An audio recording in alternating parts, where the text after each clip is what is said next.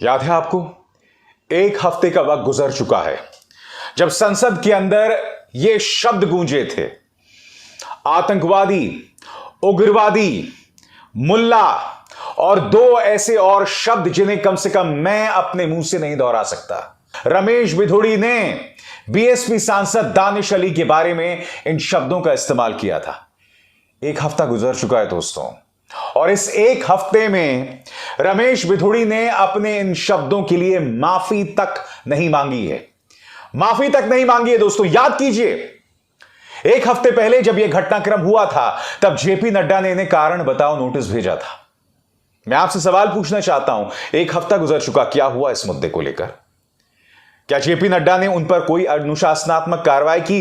और सबसे बड़ी बात, एक हफ्ता गुजर चुका है, आपके स्क्रीन पर ओम बिरला, लोकसभा अध्यक्ष, जो बात बात पर लोगों को सस्पेंड कर देते थे, कम से कम यही काम जगदीप धनखड़, जो कि राज्यसभा के सभापति हैं, या फिर ओम बिरला, वो कर देते हैं। मैं आपसे पूछना चाहता हूं, आखिर क्या वजह है कि अब तक इन शब्दों के लिए रमेश बिधूड़ी पर ना जेपी नड्डा, जो कि बीजेपी अध्यक्ष हैं, ना लोकसभा अध्यक्ष ने कोई कार्रवाई की? और सबसे बड़ी बात, रमेश बिधूड़ी ने अब तक माफी नहीं मांगी।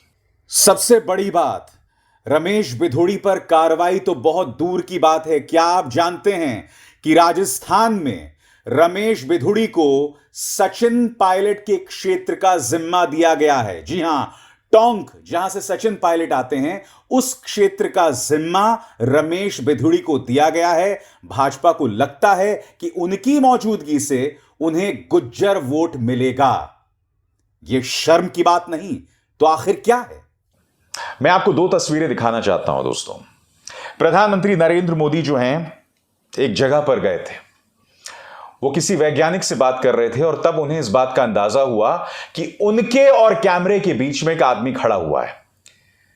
यह तस्वीर वायरल हो रही है और यह दावा किया जा रहा है कि प्रधानमंत्री ने हाथ से इशारा किया और उस आदमी को पीछे खींच लिया जाता है।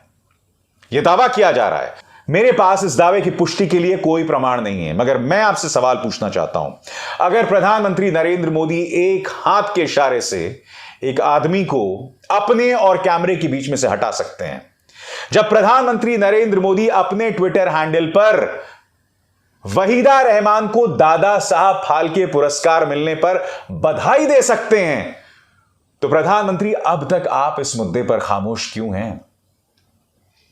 रमेश बिधूड़ी ने कोई सामान्य बात नहीं की थी। एक दूसरे सांसद के लिए जिन शब्दों का इस्तेमाल उन्होंने किया, उन्होंने संसद के अंदर उस व्यक्ति की सांकेतिक लिंचिंग की थी। और मैं दानिश अली की इस बात से इत्तेफाक रखता हूं कि जमीन तैयार की जा रही है मुस्लिम सांसदों के लिए बाहर इस तरह की लिंचिंग हो जाए। आपको याद है, आप भूल गए यह आदमी क्या क्या नहीं बोल रहा था। सुनिए। उग्रवादी बोलने भी तो कभी खड़ा होगा, ये बता रहा हूं। उग्रवादी, ये मुल्ला आतंकवादी है। मैं क्षमा चाहूंगा कि यह शब्दावली मैं आपको फिर से सुना रहा हूं, मगर मेरा यह सवाल देश के प्रधानमंत्री नरेंद्र मोदी से है कि वह अब तक खामोश क्यों हैं, जब वो वहीदा रहमान को यह बधाई दे सकते हैं जो आपके स्क्रीन पर हैं। Delighted that Waheeda Rehman ji has been honoured with the Dada Saheb Phalke lifetime achievement award. Her journey in Indian cinema has left an indelible mark, a beacon of talent, dedication and grace. She embodies the best of our cinematic heritage. Congratulations to her. जब आप इतना मार्मिक संदेश वहीदा जी के लिए दे सकते हैं, तो आपने सख्त संदेश रमेश बिधूड़ी के लिए क्यों नहीं दिया? जब आप एक हाथ के इशारे से कथित तौर पर आपके और कैमरे के बीच में जो आता है उसे हटा सकते हैं, तो मैं आपसे सवाल पूछना चाहता हूं, आखिर आपने कोई एक्शन क्यों नहीं लिया रमेश बिधूड़ी पर? जेपी नड्डा क्यों खामोश बने हुए हैं? जेपी नड्डा, जिन्होंने उन्हें कारण बताओ नोटिस भेजा था, एक हफ्ता गुजर चुका है, आप पूरी तरह से खामोश हैं। हकीकत क्या है मैं आपको बताता हूं। हकीकत यहां यह है कि यही भारतीय जनता पार्टी का असली चाल चरित्र चेहरा है। इनको लगता है कि दूसरे पार्टी के सांसदों, खासकर अगर वो सांसद मुसलमान हैं, उसे गाली दें, क्योंकि उसी के जरिए हमें वोट मिलेगा। मगर जब आप ऐसा सोचते हैं तो आप मेरे देश की जनता की तौहीन करते हैं। मगर इसके दो पहलू हैं दोस्तों। पहली बात, आप देश की जनता की तौहीन करते हैं यह सोचकर कि भाई हम गाली देंगे मुसलमान को तो देश की जनता हमें वोट देगी। आप ये बतलाने का प्रयास कर रहे हैं कि हमारे देश की जनता जो है अंधभक्त ज़ॉम्बी है, चलती फिरती लाशें हैं जो दिमाग का इस्तेमाल नहीं कर सकते। आप ये कहने का प्रयास कर रहे हैं। और दूसरी बात, और यह बहुत अहम बात है, अगर जनता वाकई ऐसा सोचती है तो आप अपने दिमाग का बेड़ा गर्क कर चुके हैं। यह बात तो भाजपा की हुई। मैं सवाल पूछना चाहता हूं ओम बिरला साहब, ओम बिरला साहब इस मुद्दे पर कार्रवाई क्यों नहीं कर रहे? उन्होंने महज एक चेतावनी देकर उन्हें छोड़ दिया इस तरह से खुलेआम। मैं जानता हूं ओम बिरला साहब कि एक जमाने में आप आरएसएस की ब्राउन निक्कर पहना करते थे, मैं इस बात को समझ रहा हूं, मगर लोकसभा अध्यक्ष के पद की एक गरिमा होती है। आप उस लक्ष्मण रेखा को कैसे लांघ सकते हैं? आप उस गरिमा को कैसे भूल सकते हैं? यह सवाल किया जाएगा आपसे। क्या वजह है कि आपने रमेश बिधूड़ी को सिर्फ चेतावनी देकर छोड़ दिया? क्या मजाक बनाया जा रहा है? उल्टा विवादास्पद सांसद निशिकांत दुबे ये बोल रहे हैं कि भाई दानिश अली ने दरअसल प्रधानमंत्री के बारे में नीच शब्द का इस्तेमाल किया। कोई प्रमाण मौजूद नहीं है, कोई सबूत मौजूद नहीं है। आप जानते हैं दोस्तों, यह भारतीय जनता पार्टी का टिपिकल अंदाजे बयां है। पहली बात, किसी व्यक्ति को टारगेट करो, उसे लगातार निशाने पर लो, और जब वो व्यक्ति अपनी प्रतिक्रिया देता है तो खुद पीड़ित बता दो अपने आप को, खुद विक्टिम खेलने लग जाओ, विक्टिम कार्ड खेलने लग जाओ। यह इनका अंदाजे बयां है। मैं आपसे पूछना चाहता हूं, जिस शब्दावली का इस्तेमाल रमेश बिधूड़ी ने किया, क्या सभ्य समाज में इसकी इजाजत दी जा सकती है? मैं आपको बतलाना चाहता हूं इस मुद्दे पर दानिश अली क्या कह रहे हैं, जो आरोप उन पर लगाए जा रहे हैं। 26 सितंबर का उनका यह बयान, Despite the abuses and extreme provocation, I did not utter a single word that could harm the sanctity of the temple of democracy.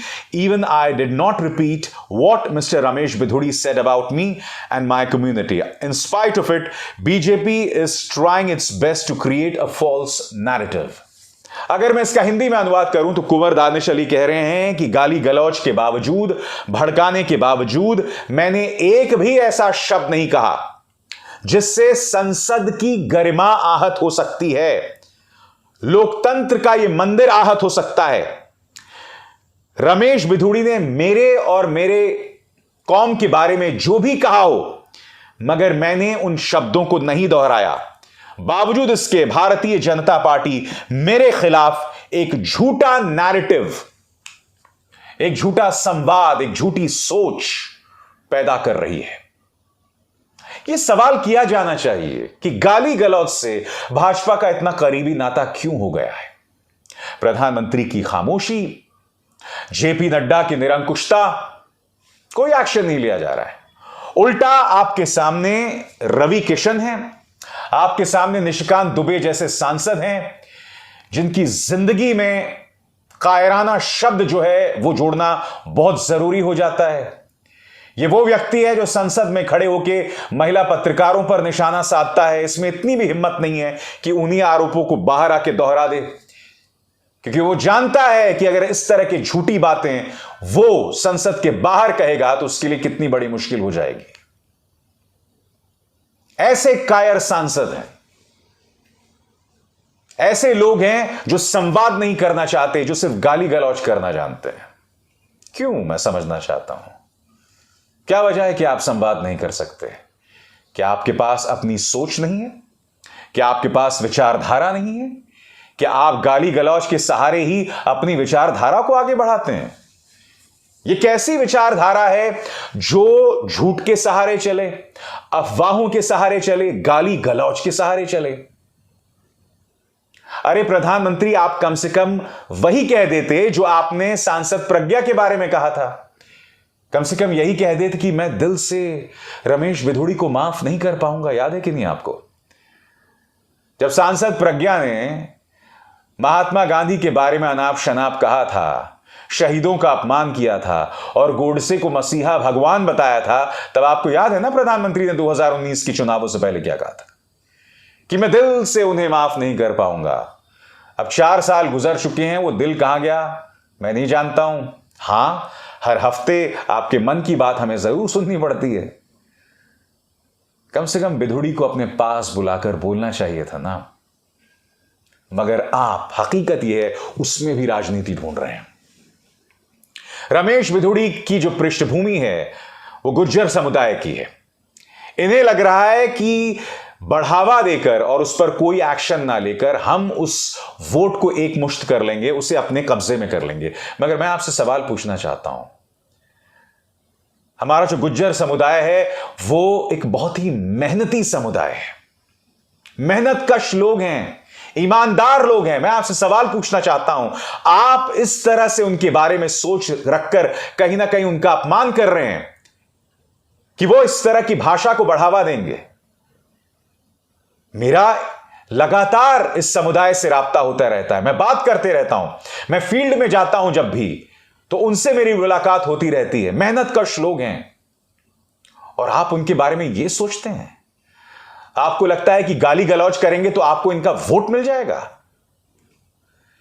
कमाल सोच है आपकी, शॉकिंग सोच है आपकी, और मैं उम्मीद करता हूं कि इस सोच से बाहर निकलकर हकीकत का सामना करने की आप में हिम्मत आएगी। अभिसार शर्मा को दीजिए इजाजत। नमस्कार। स्वतंत्र और आजाद पत्रकारिता का समर्थन कीजिए, सच में मेरा साथी बनिए। बहुत आसान है दोस्तों, इस ज्वाइन बटन को दबाइए और आपके सामने आएंगे ये 3 विकल्प, इनमें से एक चुनिए और सच के इस सफर में मेरा साथी बनिए।